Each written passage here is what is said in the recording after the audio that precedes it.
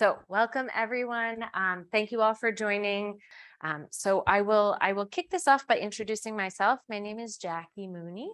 I manage the student support team here on campus, which I imagine most of you are new to uOttawa, so you definitely don't know who we are yet, but hopefully you will soon.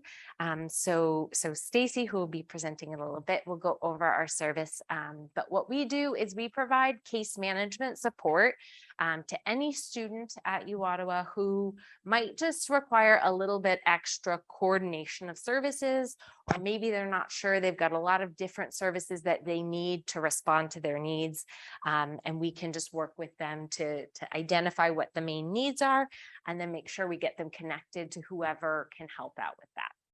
We're happy to answer any questions you have after each presentation, and then also at the end. This is a session for all of you to hopefully get some questions that you have answered, and make sure that you can find folks on campus who are able to help you with your academic and personal journey here at uOttawa. So thank you so much, and I will hand it off to my colleague, Stacey. Thank you, Jackie. Hello, everyone.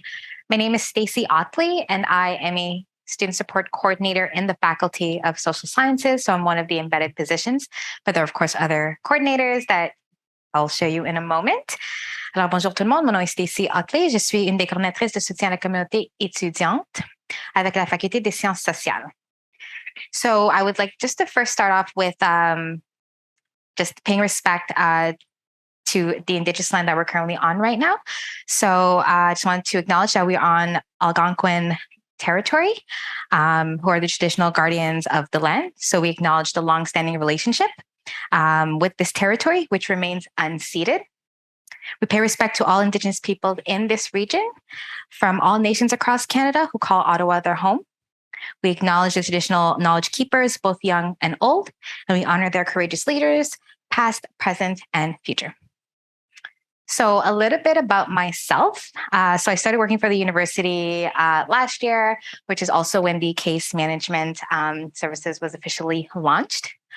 Prior to that, I've worked with people who struggled with complex mental health cases, behavioral issues, newcomers, as well as youth, at-risk youth. So that's kind of some of my past professional experience. Okay, great. Yay. Okay. So this is our agenda for today.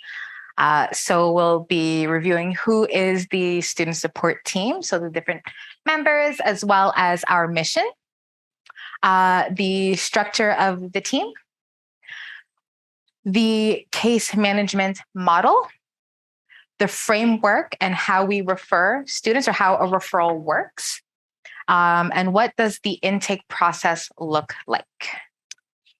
So this is a picture of our team with masks on. As you can see, so the student support team promotes student success and retention, reduces risk, and enhances overall community well-being and safety by providing case management services that identify needs, remove barriers, leverages resources, support faculty and staff, and foster student empowerment and sense of belonging.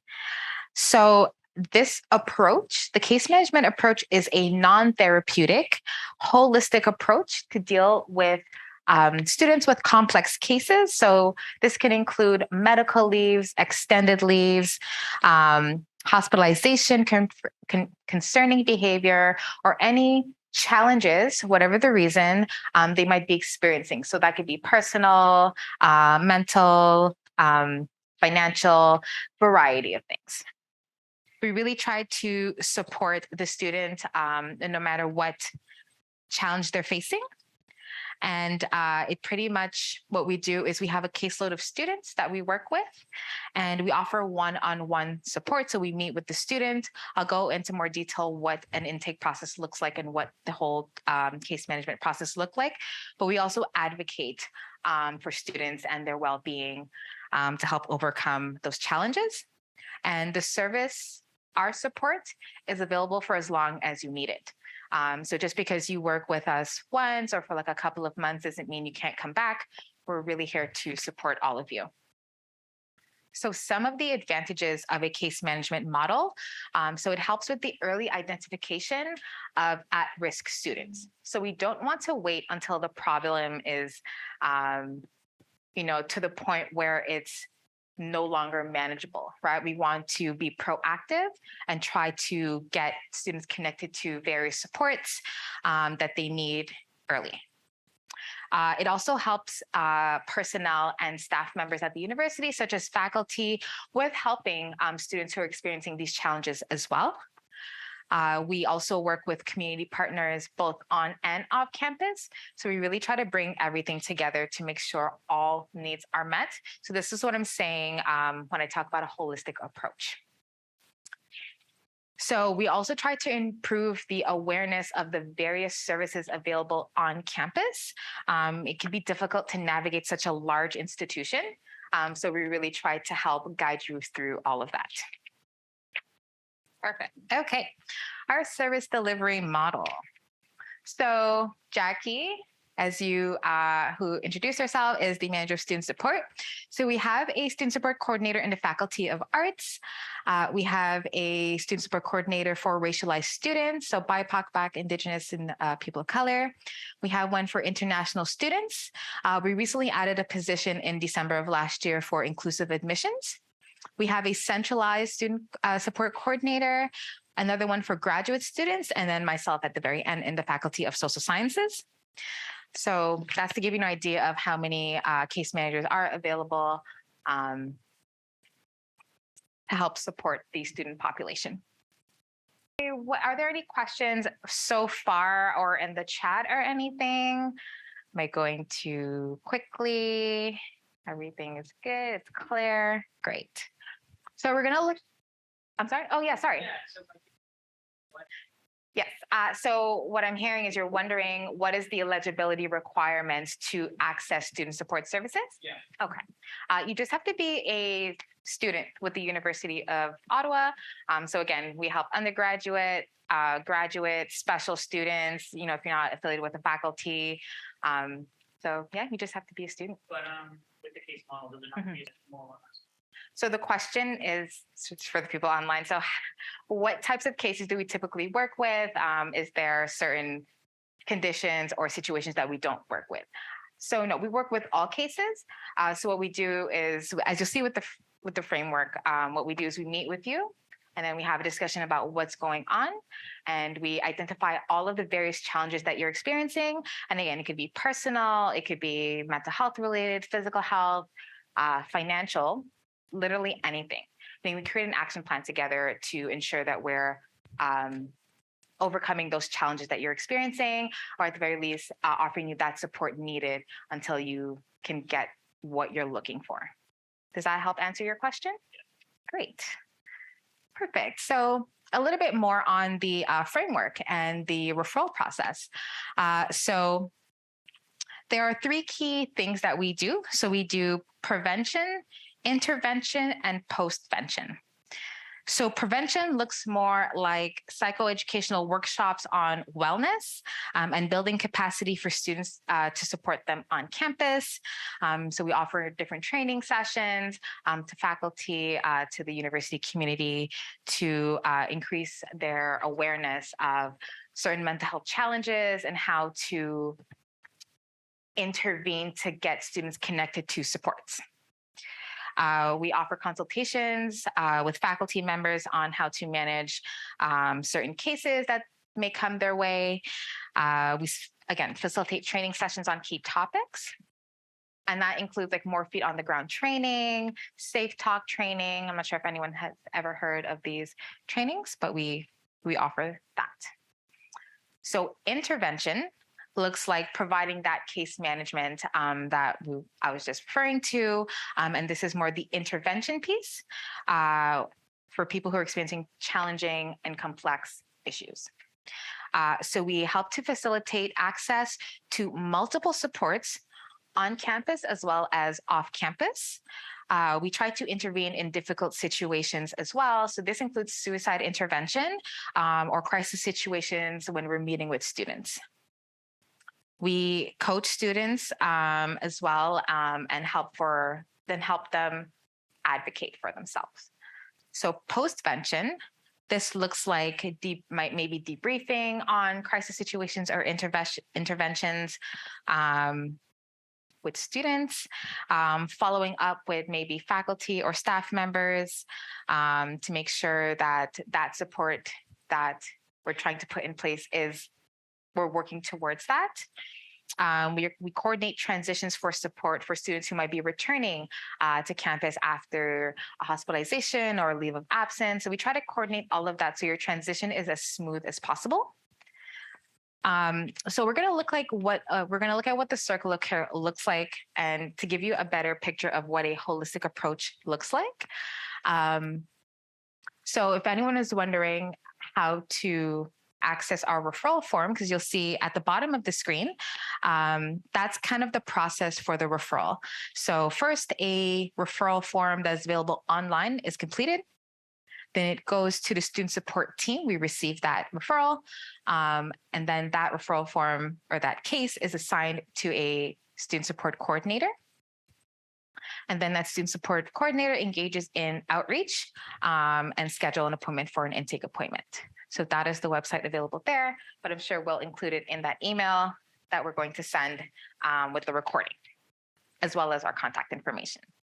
So if you look to the left side of the screen, this is our circle of care. There could be various other bubbles included, but it's just to help you understand how different things might impact a student. And our role is really to ensure that all of the different spheres of a student are taken care of or supported. So what the intake process looks like, as you'll see on the screen. So the student support coordinator reaches out to the referee, so the person who made the referral. You can refer yourself as well. You don't need someone to refer you, but we do get referrals from other services. So we reach out to the person who initiated the referral to obtain clarifying questions to determine next steps. Then we reach out to the student and invite them for an intake meeting. And just want to remind everyone that the case management process is voluntary. So you can absolutely refuse to meet with us. You don't have to accept our help, but we will, invite you to a meeting if that's something that you're open to doing. So at the meeting, we do an overview of what the case management process looks like, what to expect, and answer any questions or concerns you might have about the process, just to make sure that you feel comfortable. So we talk about confidentiality and information sharing during that meeting. We conduct a risk assessment if required. We conduct a needs assessment as well, because we want to know what your needs are. Yeah, so the question is, can you opt out from case management services? Yeah, like try it for a little bit and Yeah. Absolutely. Absolutely. So we meet with, so I hope everyone heard that in terms of the question and the answer. So it is voluntary. So if you wanted to work with a case manager for a bit and then stop, that is completely fine.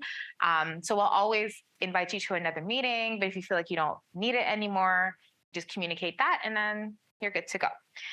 You can also reach back out to us later on. So let's say at the moment you don't want it anymore, that's fine. And if you change your mind like a couple of months later and you want to reach out again, that is totally fine as well. Okay. So needs assessment to get a better idea of your needs. So with these assessments that we do and the conversations that we have together, we create an action plan to tackle all of the challenges that you're experiencing. So it is a collaborative process. So you're involved in the making of this action plan. It's not someone directing you to do X, Y, and Z. It is more so a collaboration, and you look and see what is the best strategy or method in that moment. So referrals are planned as well. So when we're creating the action plan, referrals are planned out, and then a circle of care is established, because we're most likely going to be connecting you to various services, resources, and partners on campus and possibly off campus as well. So they're a part of your circle of care.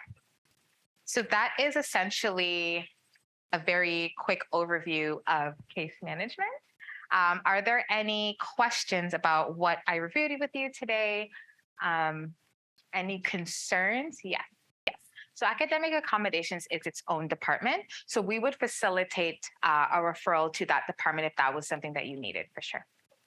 So actually, Rose from Academic Accommodations will be giving a presentation about those services and how to get in touch with them.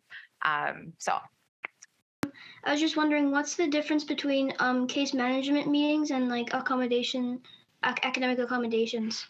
a really good question. So academic accommodations helps establish the various accommodations you would need to be successful in your studies. Case management is more that support system to help you get connected to something like academic accommodations or any other service or resource that might be beneficial for you. So the question is whether or not the Ventus student portal is linked to case management or is it academic accommodations? So that portal is linked to academic accommodations. So what is the difference between a therapist and then the case management services that we offer? Yeah. So we don't offer therapy. So the case management team does not offer therapy. What we do is we offer support, and that's via one or multiple meetings to ensure that you access the services like therapy, as well as other services that you might need throughout your academic career. So what we try to do is connect you to the supports, and we have ongoing meetings to ensure whatever action plan we establish, those goals are being met. And it might take time for those things to happen, right? So we offer that ongoing support by having those frequent meetings and check-ins. And sometimes you might need to rearrange that action plan because what we planned out, now something else happened, now we have to change it. So we have that discussion again, and we update our action plan, and then we continue going along. Okay. Oh, so just like a couple examples that my case manager helped me with. To get academic accommodations, you have to get these forms filled out by a therapist or a mental health professional. I had issues reaching out to my psychiatrist. So the case manager helped me get connected with the student health services that have a psychiatrist. And I was able to get connected with him and get things set up with academic accommodations. Also had issues with like the online portal to get registered for graduate classes. So she helped connect me to someone at my faculty who was able to help me get through the whole registration process. And I think another example is that I am also a staff as well as a student, which make things a little complex when it comes to paying tuition. So they help me navigate that whole process, deadlines, making sure I'm submitting the forms at the right time and not missing the deadline. So those are just like a few examples from my personal experience. Thank you so much for giving that firsthand account of your involvement with the case management team. There's another question here. Yes, go ahead. So the question is whether there are mentoring and support groups for students, as well as diagnostic services, and whether there was coaching. Okay. Yes. Yes. So what a case manager would do is we would connect you to that support. So various faculties have academic mentors, and they offer those mentoring and coaching pieces as a senior student. And for diagnostic services, the Student Health and Wellness Center, located in the sports complex, mental sports complex on the second floor. So they have psychologists, psychiatrists, and psychotherapists available to help with those other pieces and all of your mental health needs, really. They're a really good hub for that. The question was if there was a wait list to access our services, and we do not have a wait list. We pretty much respond to a referral within 24 to 48 hours to set an appointment. So the question is if we offer any physical health services. So what a student support case manager would do is connect you with the Student Health and Wellness Center, because they really offer they manage both mental and physical health needs. So if you have any other questions, I'd say, connect with a case manager. We can definitely guide you to where you need to get to. I will end the presentation if there are no other questions, and I'll hand it over back to Jackie. Thank you for your time. Thank you so much. There were lots of questions in the chat too. I tried to get to as many as I could, but they echoed a lot of what was said here as well. As mentioned, Academic Accommodations Rose is going to be joining us virtually and can answer more of your questions. So anyway, I'm going to pass it off to my lovely crew here. We're going to just have a quick transition of the set here, and then they're going to share with you some of their experiences being students and employees here at the university, and hopefully that will help. So thank you. Hello, everybody. Bonjour tout le monde. I'm Virginie Cobigo. I'm a prof in the School of Psychology, and I'm personally and professionally interested in neurodiversity and supporting students who self-identify as neurodiverse. And that is the purpose of the event today, is to make sure that we give support and we help students who are neurodiverse from their first week. I will not speak much because I'm just here to introduce students who are going to share with you their own experiences and some tips for you. So I just want to set the stage by saying that what we mean by neurodiversity is that we all learn and process information in different ways. But for some of us, it can be challenging, especially regarding our academic success. So it could be things like having a hard time remembering things. It can be about how you can focus on tasks and how you get distracted by sounds or lights. It can be about how you communicate emotions with others and how you recognize emotions in others. It can be about the way your body responds to the information that is around you. So neurodiversity is very broad, and therefore people who are neurodiverse have a range of different needs and often need case management to navigate the different services and support you can get on campus, because it can get complicated. But the most important piece is what Fatou and Marie-Soleil will tell you today. So I will introduce Marie-Soleil, who's a second-year student. In my note, it was first year, but I knew that was from last year. Second-year student in, how do you say? Go ahead. Mechanical engineering and computer science. I had it in French in my notes, so I don't know. Fatou, tu veux te présenter? Hi, I'm Fatou, and I'm a graduate student at the School of Information Studies. So Fatou, Marie-Soleil, and I have a series of questions, and they're going to illustrate their own situation with the questions. So the first question I have for you is, can you tell us a little about the cognitive challenges you might face, and especially how it impacts your academic success? So I'm on the autism spectrum and I have ADHD.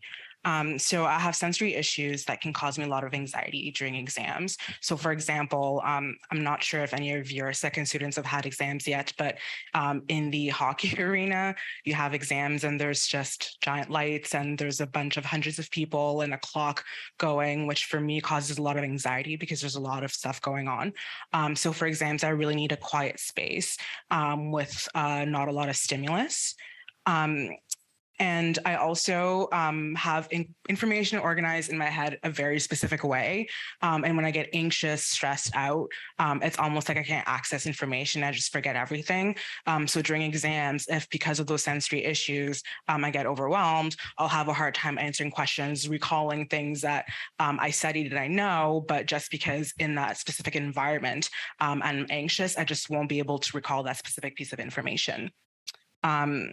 And I also get bored really easily, which doesn't sound like a problem, but it can get problematic when it comes to doing assignments for classes that are mandatory that you might not love that much.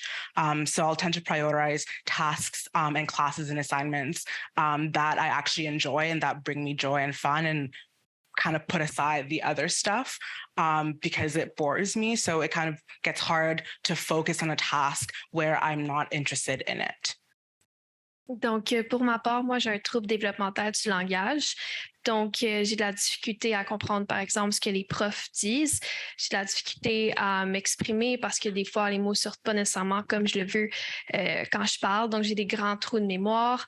Quand je lis, je ne comprends pas nécessairement le 2e ou 3e degré. Côté écriture aussi, c'est un peu plus difficile parce que j'ai toutes mes idées dans ma tête, mais quand je l'écris, ça ne fonctionne pas. Ça va prendre plus de temps à comprendre ce que le professeur va enseigner. Puis aussi pour les devoirs, parce que, par exemple, un devoir de 1 heure, ben moi, ça va me prendre genre 3 heures à bien le faire et à comprendre. Puis aussi, c'est difficile des fois quand j'écris des courriels à mes enseignants, ils ne vont pas nécessairement comprendre ce que je veux dire. Merci de partager cette expérience personnelle. La deuxième question qu'on avait prévue, c'était quels sont les accommodements que vous trouvez utiles et quel processus vous avez suivi pour les obtenir. So the question is, what kind of accommodations do you find helpful and how did you manage to get those accommodations?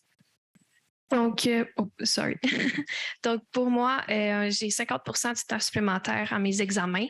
Puis, ça m'aide vraiment parce que juste le temps de lire puis comprendre ce qu'il faut que je fasse, ben, ça m'aide vraiment beaucoup.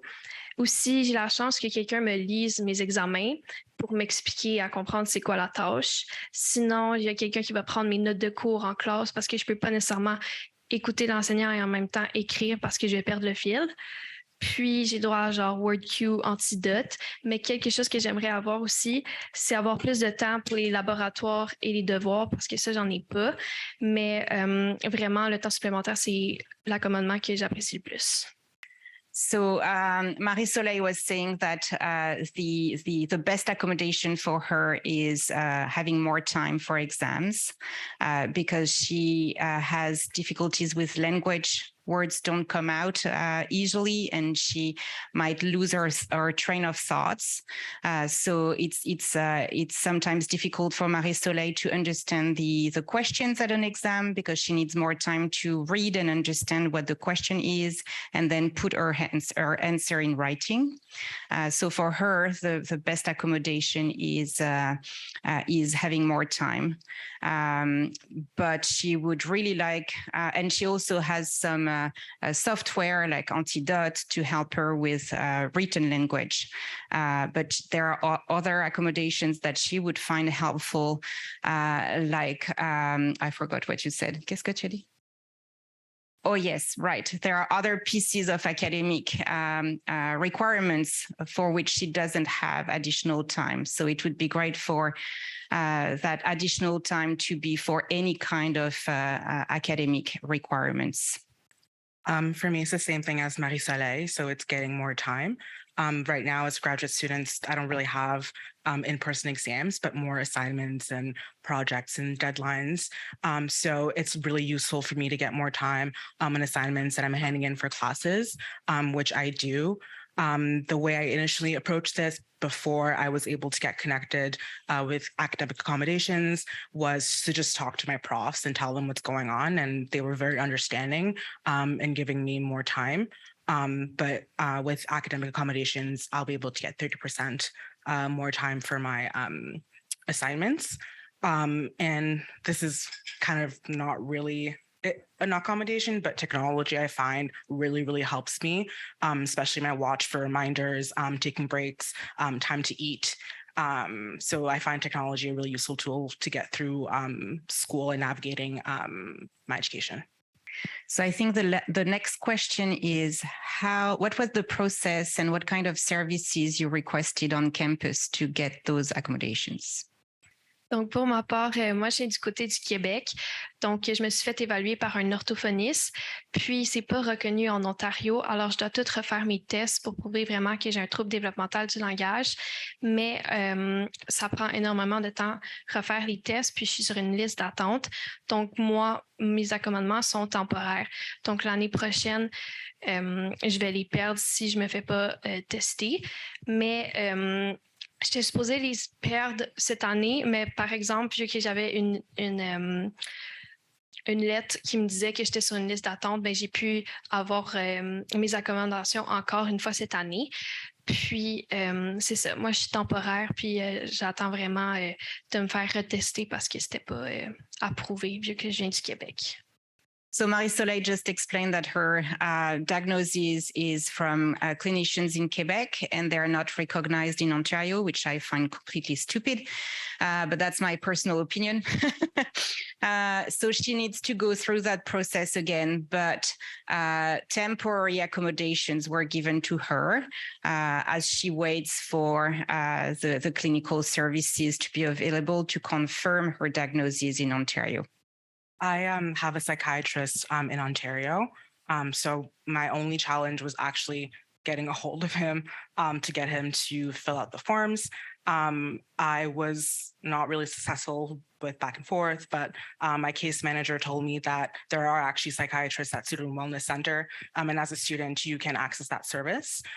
So I just went and spoke with them to get things sorted. And I also speak with my profs to let them know what's going on. And my thesis supervisor is also aware. So if there's anything that is needed, more time, a break, anything, they're all aware. And I so far have had success getting what I needed for my profs and accommodations. And the question is, do you have any tips, any advice for the students who are listening to us today? Pour ma part, je dirais vraiment de prendre toute l'aide nécessaire. Donc, moi, en première année, je ne savais pas nécessairement qu'il y avait GPS académique, des mentors. Donc, j'étais un peu toute seule de mon côté. Mais avoir su qu'il y avait beaucoup d'aide, je l'aurais prise. Puis, vraiment, de contacter toutes les personnes qui peuvent vous aider. Par exemple, moi, j'utilise souvent Rose, qui est vraiment une aide pour moi, qui est ma learning specialist. Je lui envoie toujours des courriels si j'ai des questions, puis elle me répond vraiment rapidement, puis elle m'aide avec si j'ai un problème avec un professeur ou peu importe. Puis c'est ça, vraiment de prendre toute l'aide nécessaire, puis ouais, ce serait mon plus grand conseil. So Maricela basically said that her biggest tip was to take all the help that is available and any help necessary. Send emails. She always reaches out to her learning specialist. Hose sends emails, and yeah, help is there. So take it. I think that would be the same advice that I have. In my undergrad, I did not know that these services existed and it was rough, but now it's like a completely different experience just because I was able to get the help that I needed. And yeah, don't be afraid to ask for help. The services are really here to help you. So take all the help that you need. Yeah. I was just wondering, so is there a deadline before you can have like a meeting for academic accommodations? Like I'm in the middle of just waiting for documentation to come in and stuff like that. Just wondering, is there a deadline at all? Great question that I will table for Rose. She'll be able to answer that after. So I'm just there's one Rose says no deadline. She answered in the chat. So no deadline, just connect with them. There is a question in the chat and I'm just going to walk over here and read it, which is for you all. What is the difference and impact on your workload regarding graduate level classes compared to the undergraduate level classes? Is it much harder? I will say it's a different type of workload, and it really depends on what your undergraduate program was. I did biology and computer science, so there was a lot of labs, some from 3 to 6 hours. So there was a lot more exams, assignments to hand in. But graduate level workload is more kind of doing some researching. I find that I'm doing a lot of reading every single day, and it's just constant, and it feels more like work going to a job than it does going to school in undergrad. And I find that the classes are also smaller, so you tend to be closer to your classmates. So it's a little less isolating that I find than undergrad. And yeah, so I would say not one more than the other, just different type of workload. I just want to say a big thank you to Fatou and Marie-Soleil. It's very courageous to share your personal experience, and I'm sure it was helpful to many students today. So thank you very much. Thank you for joining us virtually, Rose. Hopefully many of the questions will be addressed by Rose, and then at the end we'll have some time for questions if not. Hello, hopefully you can hear me. I don't want to pull a oops, I'm on mute situation. Yeah, we can hear you. You can hear me. Yay. Okay. Super excited to be here. Very excited with the questions. I love questions. Questions are what make the world go round. Welcome, everybody. Fatou and Marie-Soleil, Sunny, thank you so much. You guys are incredible. When I was your age, I didn't have people who were my peer group who would talk about accommodations. So I always like to share. I'm very open. I used accommodations throughout my 3 degrees, and I like to normalize and humanize the conversation. And it's beautiful because something that Madame, and I'm sorry, I don't recall her name, but who was kind of emceeing the situation, said is very courageous, and it is. But I'm hoping one day it will become conversation that's normalized. So again, thank you so much, ladies. That was huge. So what I'd like to do is share my screen, and then we can get to some of those questions that, those burning questions that you're having. Oh, it says host disabled attendee screen sharing. Is there any way that I could share my screen? Yes, there is. 1 second. Okay, so welcome to Academic Accommodations. I'm hopeful that today I will be able to answer those questions that you have and to also help to mitigate any anxiety or apprehension that you're feeling, because assuredly, 'tis the season. First and foremost, I want to give you an overview of what you can expect with my conversation today. So I would like to discuss our mission, and what our services entail. I'd like to chat a little bit about the conversation around disclosure, and Fatou and Marie-Soleil ou Sunny gave us some wonderful examples of, how disclosing or having conversations about your accommodation related needs can be done. And everybody's different and how they wish to approach that. Then I'd like to chat a little bit about academic integrity and reasonable boundaries. So when we chat a little bit about certain accommodations that may require some conversations as to what the professor deems reasonable and what the student deems reasonable, and then sometimes the learning specialist jumps in and we have a little conversation. I will touch upon Ventus and the wonderful world of Ventus. So for those of you who are wondering who, what, where, why, when, how, I've got you. And then I had a final slide, but it's more so for staff and faculty. So I may or may not share it, depends how we do with timing. So I'll just move forward here. So first and foremost, with academic accommodations, I will say we used to be called SAS. We're moving away from that term and going with academic accommodations. However, you may hear professors and staff refer to us as SAS, and that's okay. So just to clarify, because sometimes that can be uncertain. So our mission is to support students with disabilities. And so that's inclusive of a number of differing aspects, okay? So when I say disability, that includes invisible. So that's anything on the spectrum of ASD, ADHD, learning disabilities, mental health, schizophrenia, depression, anxiety, okay? We need to move away from the medical model of the 20th century in which it was namely, okay, a person has a physical disability, and thus that is namely what disability pertains to. So these days we're opening up that conversation. So absolutely, in addition to physical disability, deaf, hard of hearing, blind, vision impaired, individuals who may have spina bifida or who are in wheelchairs, muscular dystrophy, et cetera, that also is within that umbrella, okay? That's really important. And if you suspect, and you have long suspected you might have a disability, that is something that is welcome for us to have conversations about too. So again, very inclusive when we talk about supporting students within that realm of disability, okay? We evaluate the needs of students based on medical documentation.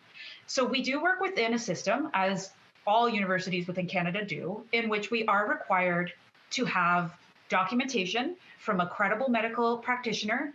And that could be family doctor, that could be psychiatrist, psychologist, multiple parties involved. We do require some form of a documentation. I acknowledge it is incredibly challenging with wait lists. I acknowledge it can be expensive. I am not naive to that, and nor are my colleagues with our services. So if there are barriers to your documentation needs, we have ways to chat about getting supports in the interim, so that when you do have your documentation, there can be longer standing supports. So as Sunny or Marie-Soleil was mentioning, it has been a bit of a challenge. And I fully agree with Madam, again, I'm sorry, I don't know your name, but Madam, it is absurd that we cannot recognize certain documentation from Quebec. I'm here, I'm with you, I hear it. However, we're in Ontario and we have to follow certain policies, you know.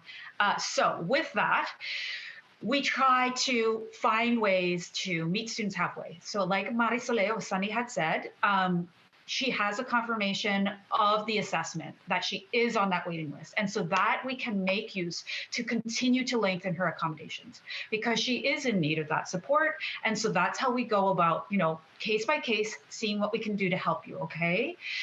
We create and implement individualized plans. So students come in, and sometimes in high school, they had what's called IEP, so individualized education plan, or maybe they have what's called a PEA, a psychoeducational assessment, or something of the like.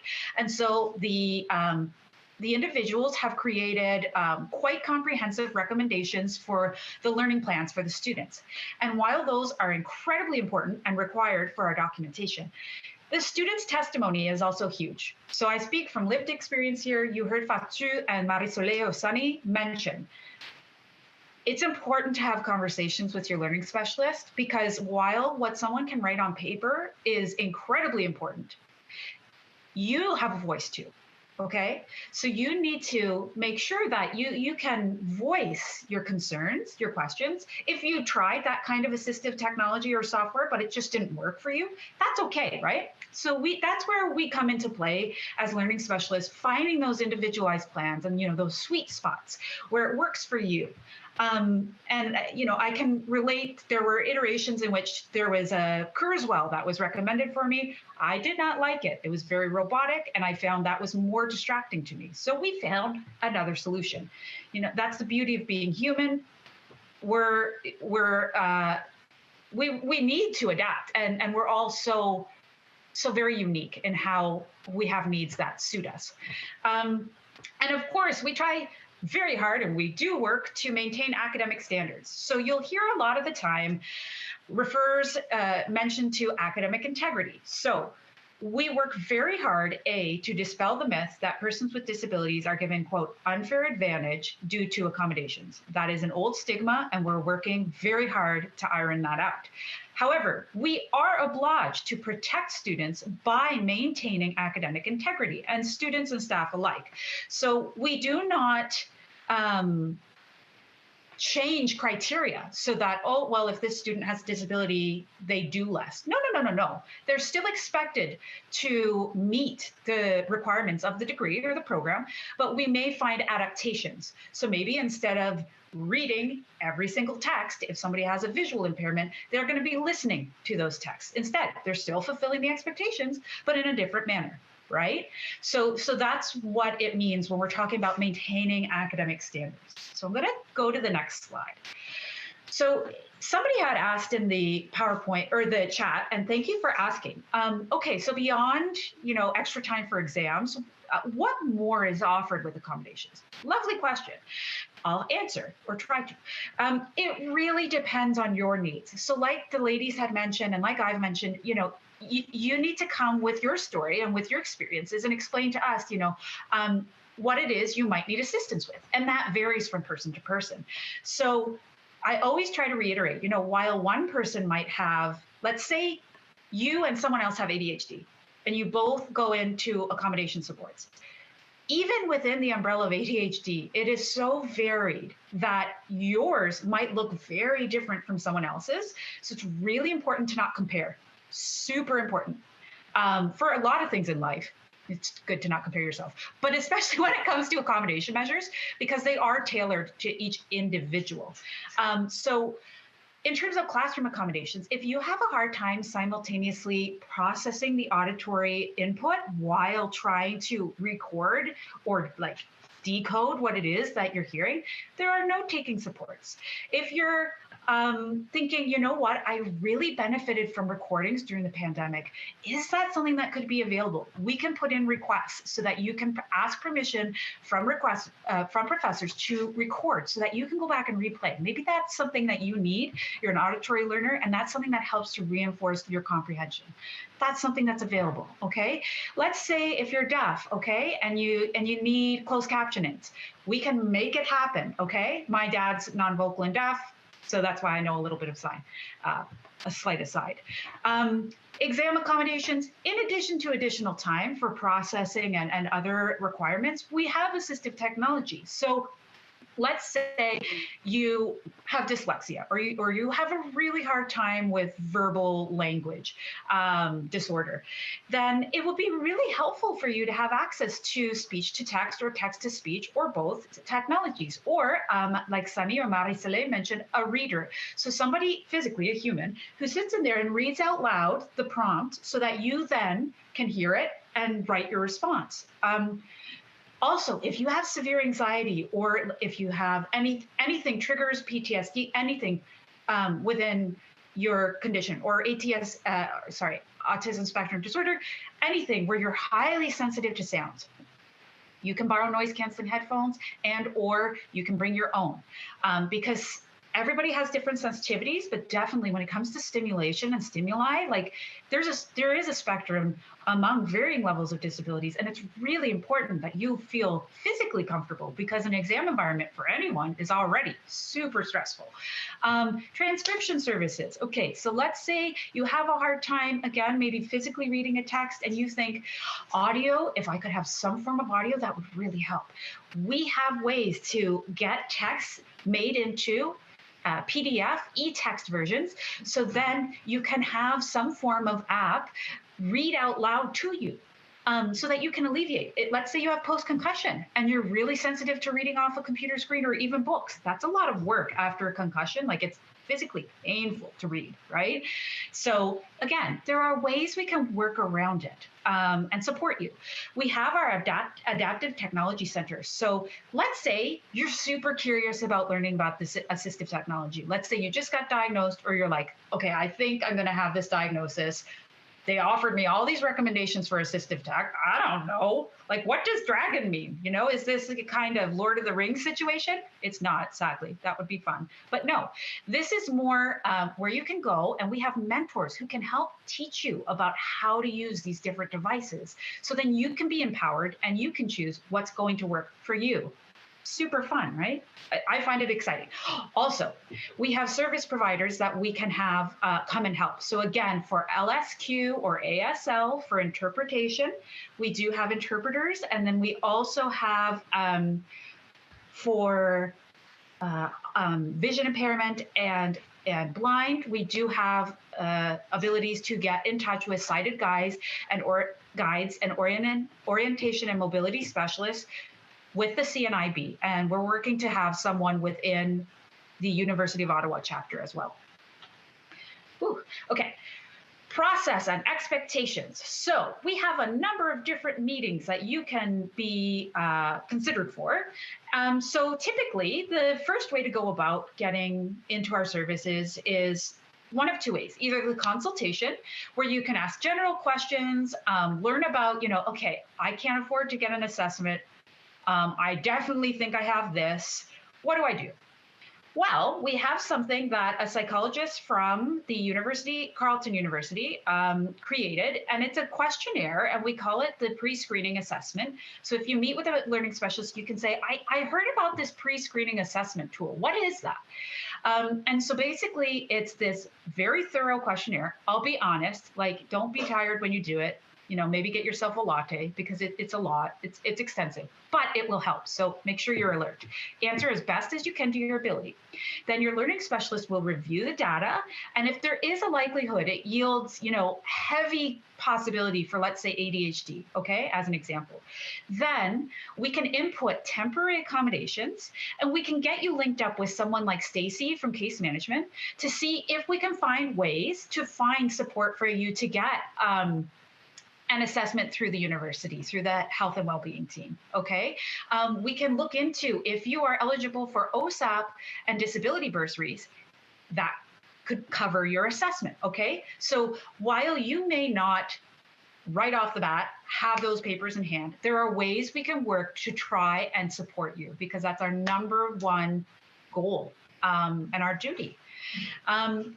If, let's say, you've got your documentation, maybe you've already uploaded it, then you would be ready for the initial meeting. And those are pretty hefty meetings, so make sure, again, you've got time. I highly encourage you for your initials, if you are able to, have your questions ready, because it really helps for your purposes to ask those questions and have your learning specialists engaged. And it's always fun. I love questions. If you're not sure, you're kind of like, I think I have a document, but I don't really know what kind of document they want. Great question. I've included the link, and hopefully we can share this PowerPoint. I've included the link for our main website, and it's the sas.uottawa.ca link, indicating the specific criteria for each kind of medical field you might pertain. So let's say ASD, there's a specific form. ADHD, there's a specific form. Physical chronic pain or illness, so endometriosis, post-concussive, etc. There's a form. Learning disability, there's a form. Physical disability and mobility, there's a form. So hopefully you'll be able to find the form that suits you, and or you might have your psych ed assessment. Now, I want to just put this out there to you folks. If you have an IEP, individualized education plan, or plan enseignement individualisé, that is not considered valid per se at the university registration level for documentation. However, we will use it for temporary purposes again. Another thing, with psych ed assessments, let's say you had a psych ed assessment when you were 15, okay? The legislation dictates that if an individual has their psych ed assessment before they are 18, and the testing that was conducted was child testing, they will be required to get a new assessment in 5 years. Okay, that's really important. So if you have that assessment, absolutely upload that document. It's still super valuable. But you do need to know that there will be the expectation to renew it if you had child testing. And that's really important. Sometimes if you're 16, 17, your psychologist might have thought ahead and they might have used adult testing, in which case you may not be required to have the reevaluation in 5 years. It really depends on whether or not they use child or adult. That's super important. And I hear you, it's expensive. I've been there twice.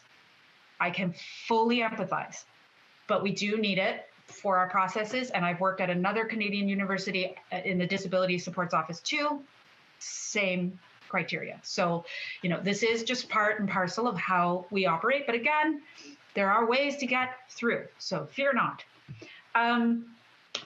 Follow-up meetings are just kind of checking in, maybe working on academic strategies, maybe talking about time organization, executive functioning skills like, keeping on task, reaching out to professors, self-advocacy skills, essay development, and or where to go for extra supports and strategies. BSD, BSWD, Bursary for Students with Disabilities, and or CSG, Canada Student Grant. These are grants and bursaries that if you are eligible for OSAP, and if you have disability, you are thus eligible for these grants and bursaries. They are very helpful. They can help a great deal. I cannot express enough how helpful they are. So if that's something you want to learn about, go get a meeting and learn, because that's important and it can help with cover the costs of certain disability related supports. Now, I will mention very briefly, please make yourself familiar with Regulation 5.5. I'm not going to say it out extensively because there are pieces of literature online about it, but Regulation 0.5 effectively is the justification of an absence from any form of evaluation, so test, midterm, final exam, and or late submission of work due to exceptional personal circumstances and or medical reasons. So let's say, heaven forbid, you contract COVID super bad, you're out for a week. In those instances, you need to have a medical note explaining so-and-so is out for the week due to medical reasons. And you need to send it to your faculty and your professors. Sadly, at Accommodations, there's no, for exceptional, like day-to-day accommodations, we've got you. But for if you're out for an extended period of time due to surgery, what have you, you do need to correspond with your faculty and your professors, because they might need to make some tailored approaches to how you get those supports, okay? Deferrals. Let's say you're really not feeling well, or you had a horrible panic attack to the point where you're metaphorically and physically paralyzed, and you just cannot write this exam in 20 minutes. There's no way.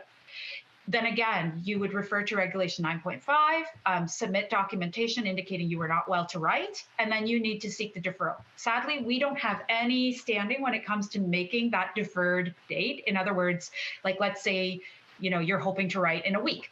I cannot make that call. That's on your faculty. Okay, so that's the distinction. There are some areas of distinction. One big question that we've been asked a lot since about April or so. Since the pandemic, it was proven that yes, we can succeed working virtually. Here I am today, I'm at the screen, I'm here, but I'm not here, kind of one of those things. Okay, so what I need to explicate and be very clear about is that we cannot force any professor's hand in providing online only classes as an accommodation. It simply is not something that exists at this point in time at the University of Ottawa. Okay, so if you have any modality related accommodation request, and a lot of doctors have recommended, online only, and that is legitimate. I hear it, okay, I do. However, we again do not have the authority at our office to input any online only learning accommodation. We can help you reach out to professors to see what they might be able to do. We can help you look at other online options at other institutions, but historically and traditionally, the University of Ottawa is not an online organization. And thus, the understanding is that as we move forward, the courses, by and large, are offered online, and that is the precedent. Again, I have the utmost empathy. I know it's not always the easiest thing to hear, but I figure it's good to hear it from someone. Some people might ask, do I qualify, do I have a disability? How do I know? I already mentioned this a bit, but again, even if your disability is invisible, please come forward and chat with us. I have had so many people come to me saying, I never even thought that I would have qualified, or I feel guilty because it's not visibly evident, and therefore I feel like I'm taking someone else's place. You belong. If you have a disability, you belong. A disability is a disability, is a disability, is a disability. They're all different in their own ways. They're all valid. But that's really important for you to get the help you need. And I think it's important to hear that. Your disability might be different from someone else's, and you might have different supports required. That doesn't make it any less legitimate or valid. So I think that's really important to hear. And I try to normalize that conversation because we need to do that more these days. If you have questions or you want to make an appointment, or you're not even sure, but you want to reach out, please email us at adapt@uottawa.ca. And again, in French, that's adapt@uottawa.ca. Very important. And if you have documentation, you can upload it directly on Ventus, that app, through your uOZone, or if you're not sure and you're comfortable, you can attach it to the email through the adapt@uottawa.ca email address. Up to you. Confidentiality and disclosure, again, I already mentioned this a bit, as Sunny and Fatou had mentioned, it's really up to you.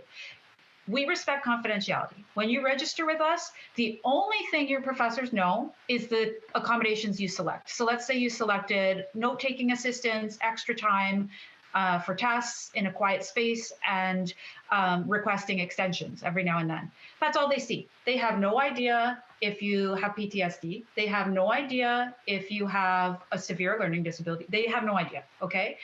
Now, when it comes to chatting with professors, you should never feel obliged to disclose anything, okay? So if someone's making you feel like you have to tell them more than you're comfortable, you let us know. However, you are also well within your right to explain if you build a rapport or you feel like you want to give them context. That's your choice and you're allowed to.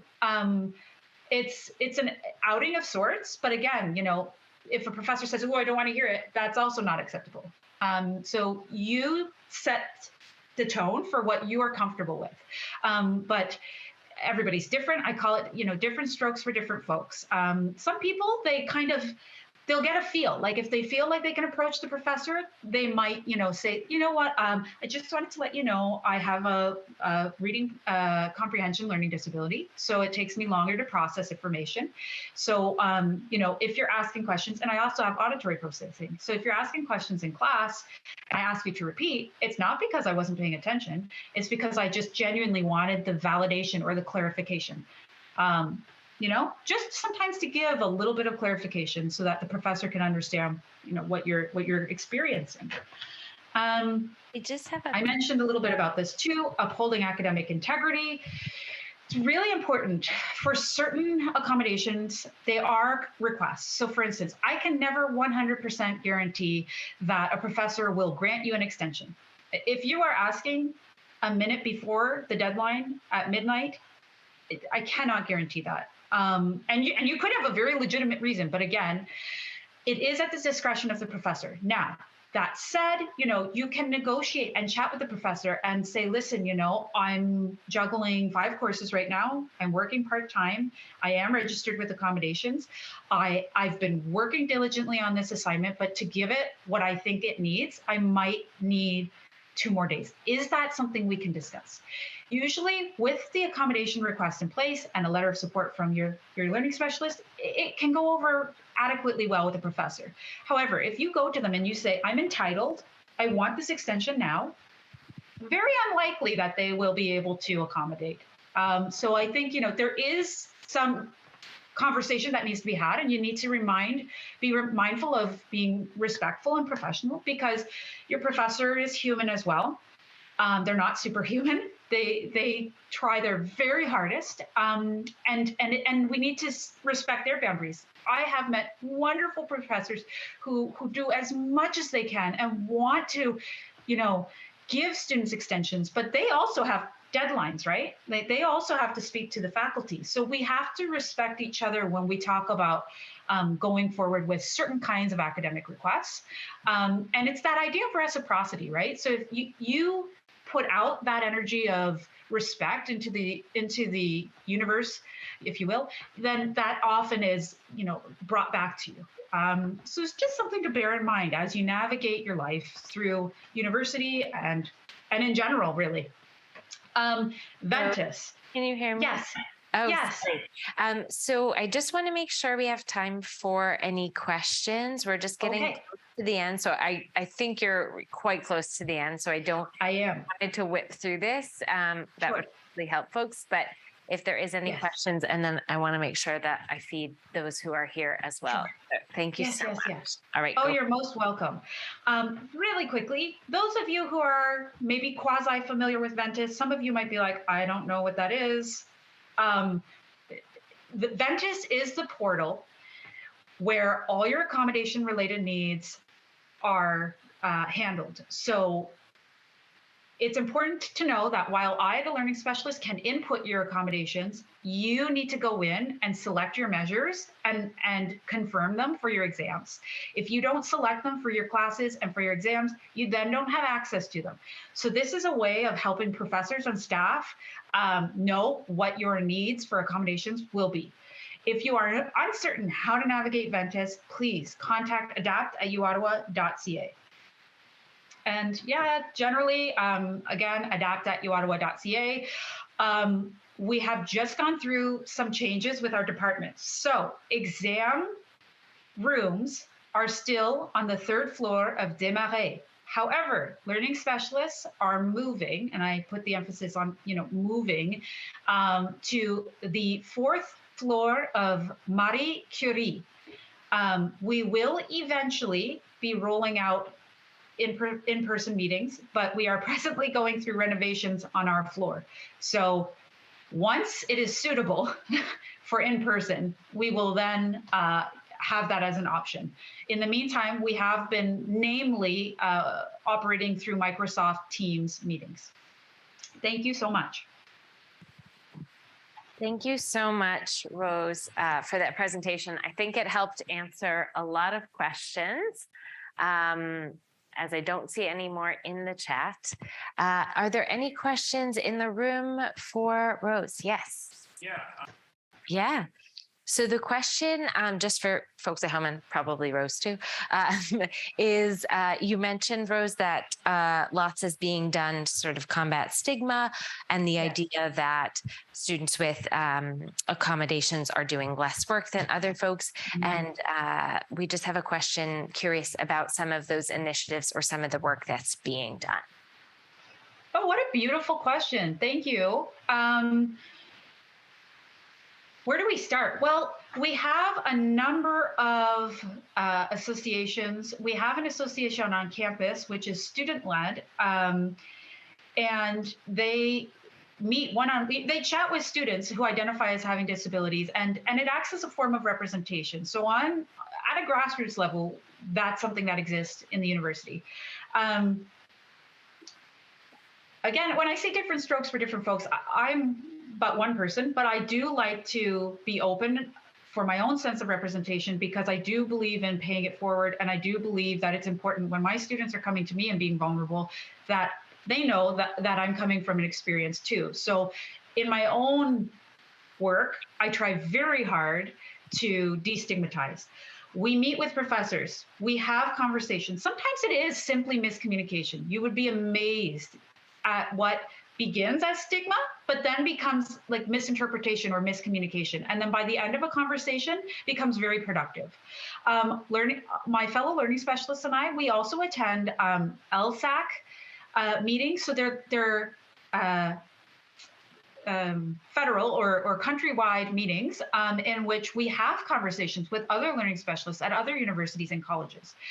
We also had an initiative. We tried to keep it going somewhat through the pandemic. We're trying to revive it, particularly for students who are autistic, ASD, identify as being on the spectrum. And that's another way in which we're trying to, again, battle and destigmatize disability.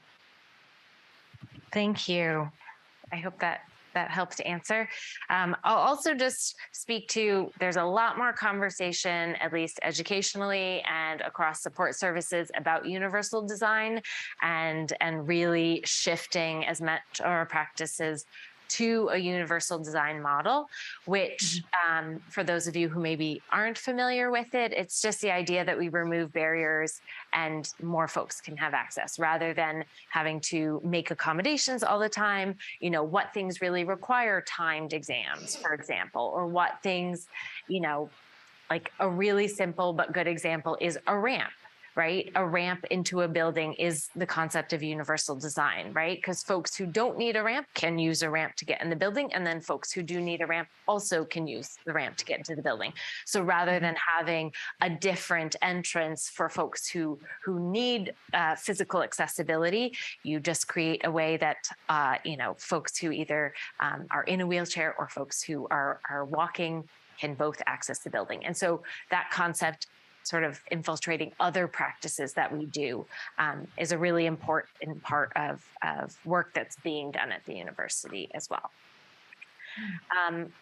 Other questions? What to do if the Ventus portal doesn't work? Yay! Great question. Yep. Great question. Email us, please. So send an Let us know. to adapt at uOttawa.ca, and they'll follow up if it's not working for the person who's logged in. Sometimes we'll go in on our end. If the learning specialist is able to, they'll go in on their end. If they're able, for instance, to select your measures for you, if for whatever reason there's a glitch, that sometimes can be the case. Sometimes it's a little more complex than that, but when in doubt, email us, please. So I'm going to wrap us up now. I will be here for a while, and I'm happy to answer any other questions. You can come up to me individually. I want to thank all of our presenters who came for their time and energy today. I appreciate it so much. I'll also just thank CRECS, which is the Center for Research in Education and Community Service, who is one of the organizers of this event, as well as Open. So those are just some groups on campus who have been supporting these initiatives.